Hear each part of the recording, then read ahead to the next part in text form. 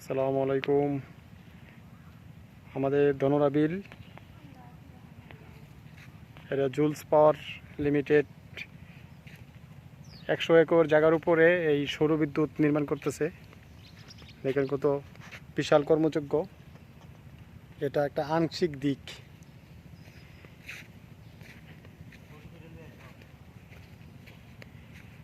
বিশাল কর্মযজ্ঞ। এটা একটা বিলের মাঝখান দিয়ে একটা রাস্তা করেছে। এই দেখেন পিলারের উপরে সৌর প্রজেক্ট।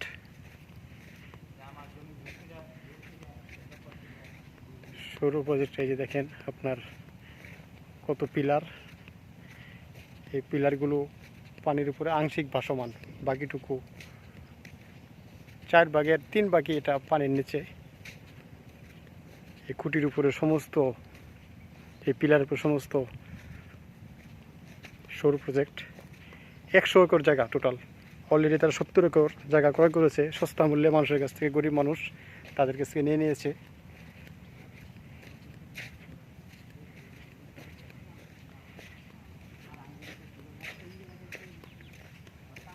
বিশাল প্রজেক্ট। এটা একটা আংশিক দিক। আমাদের এই ধনোরা বিলে আনুমানিক যেটা পানির অংশ, এটা অনুমান করা হচ্ছে যে এখানে প্রায় 500 একর জায়গা আছে। এখানে আগে ধান আবাদ হতো, কৃষিকাজ হতো এবং প্রচুর মাছ আবাদ হতো। এই মাছ থেকে এলাকার লোকজন তাদের রুজি রোজগারের একটা বড় পথ ছিল, এটা সম্পূর্ণরূপে বন্ধ হয়ে গেছে। এখানে পাখি বসতো। এখানে বিভিন্ন জায়গা থেকে আমরা দেখেছি ছোটোকালে শীতকালে পাখি আসতো। এখন কোনো পাখি আসা বন্ধ হয়ে গেছে। এটা একটা কেমনে কিভাবে কার মৌসিলায় এই এখানে প্রজেক্ট করতেছে আমাদের কাছে এখন বোধগম্য নয়। গরিব মানুষ, এদের কাছে অসহায় মানুষ, এদের কাছ থেকে টাকার লোভ দিয়ে দেখিয়ে এদের কাছ থেকে জায়গাগুলো ক্রয় করে নিয়েছে। এখনও তাদের লোভ দেখিয়ে জায়গাগুলো নিতেছে। দেখেন অবস্থা,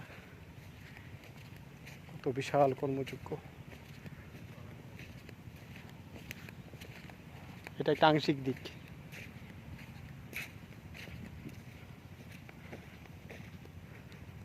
আমরা ছোটোবেলায় দেখতাম এই বিলে কত মাছ উৎপাদন হতো, কত মানুষ, শত শত মানুষ এখানে আসতো, মাছ ধরে নিয়ে যেত, কৃষিকাজ হতো, সব কিছু এখন হাহাকার। এই লোকগুলো এখন নেই।